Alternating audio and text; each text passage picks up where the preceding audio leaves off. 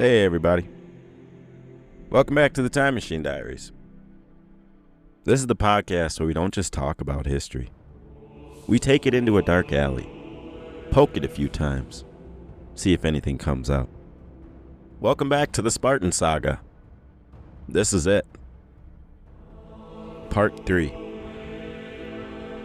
We're going to round this up by tearing apart that myth. You know the one. Of the unstoppable Phalanx. The Brotherhood. The Warrior Society. When the signal came, we unfurled into a 50-deep hammer strike, punched that right flank, and watched their myth crumble. They were stiff, rigid. Their formation broke like a twig under pressure. Here's the scoop.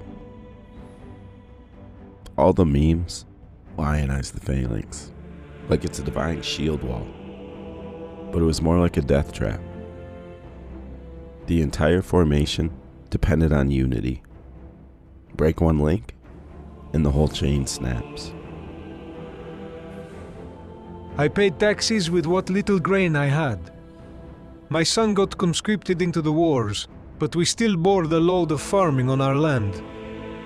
The Helots worked fields I owned, and one day I fought back and lost the farm.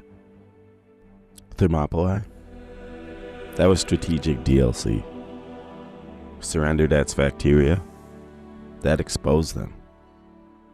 And they got absolutely hammered at Leuctra. That was the death knell. Every loss was still a public relations victory, while the real decay happened behind closed doors. Who trained while somebody else worked? Helots. Who sold iron tools to citizens? Perioikoi. Who died in formation, pretending loyalty meant life? Spartiates.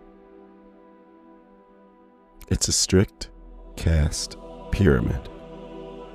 The moment the base collapses, the whole empire comes tumbling down. I harvested olives while they watched. If I dared to train for strength, they would kill me for it. My voice ended at the harvest. They pronounced war on us every year. Personal relationships were devoted to the state. Mentorship meant grooming. Fear replaced affection. And dissent got you exiled or killed. But these modern douchebags eat it up like fucking protein bars. They banished gold, used iron bars as currency, and banned trade outside their region. The economy was agricultural, dependent on Helots. Once debts and wars piled on, they had zero resilience. The myth lived, Spartans died, the world kept spinning, and modern culture worships a society. It criminalized strength, made women inferior, while selling discipline like a subscription service. I traded olive oil at markets where Spartan shields hung on walls. By the time Leuctra happened, I lost the olive grove thanks to tax seizure. The Perioikoi were pushed out. Less than 1,000 full citizens survived into the 4th century. Foreigners were barred. Helots were terrorized. Land was confiscated. The citizen body shrank faster than they could produce heirs. I came to see the legends shrivel, the carved statues, the ancestral tombs, the rituals. The Sparta I found was dusty, the citizens aged, the fields underworked. When Rome arrived, Sparta was already a museum piece. The right loves blasting memes about the Spartan excellence. Tattoos, flags. They omit slavery, murder rituals, and child abuse. They worship Sparta's mask.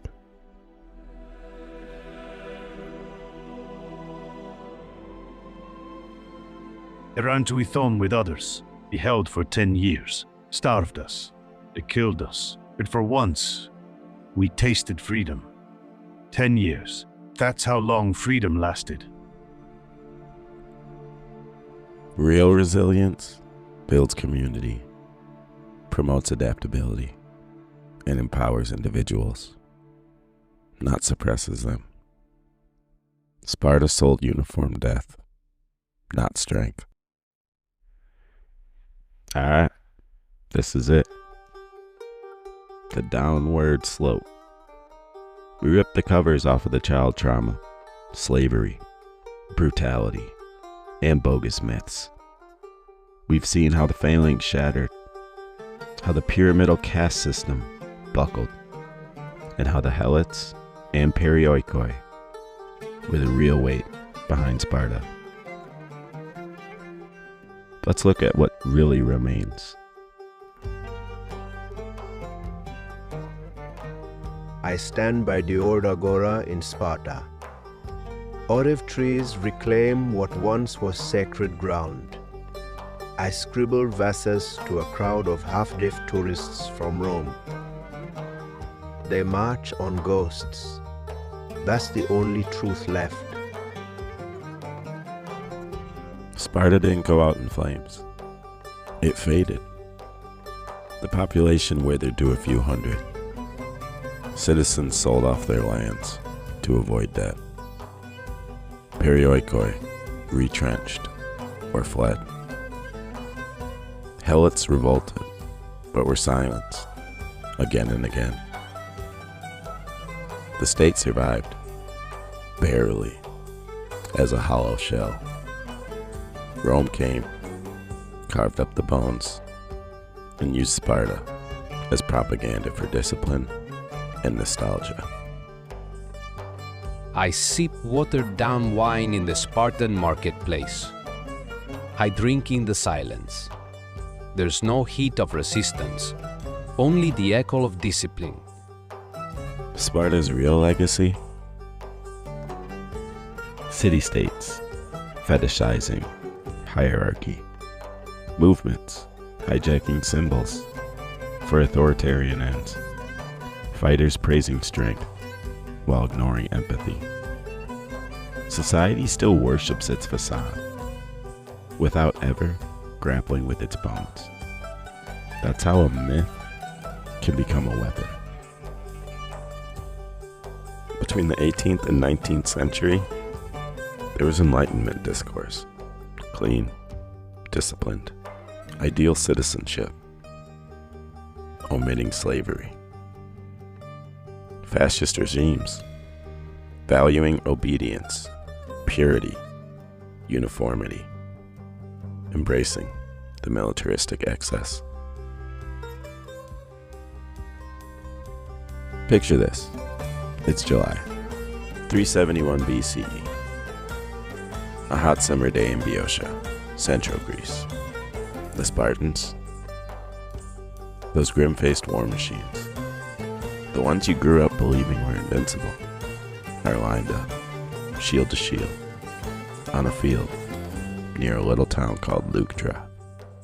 They're outnumbered, not by Persians, not by Athenians, not by some monsters or mutants.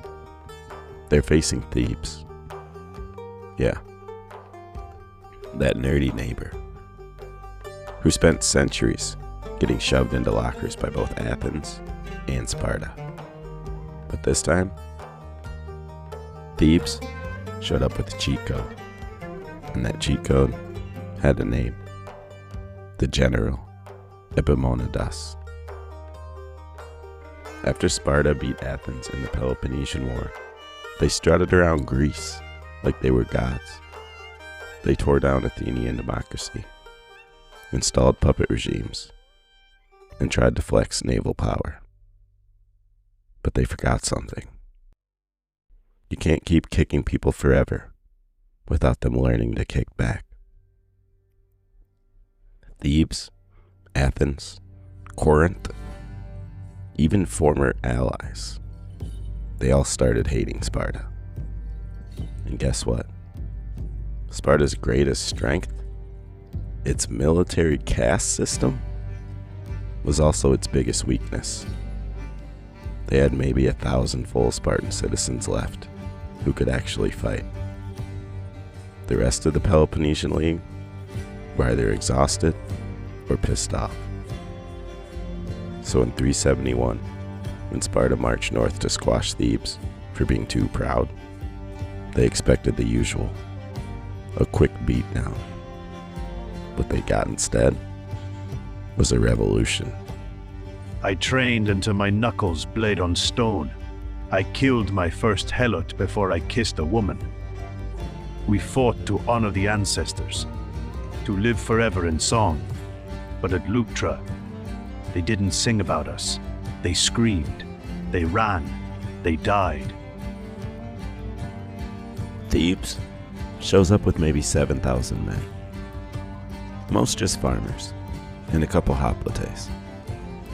But they've got 300 elite warriors at the core.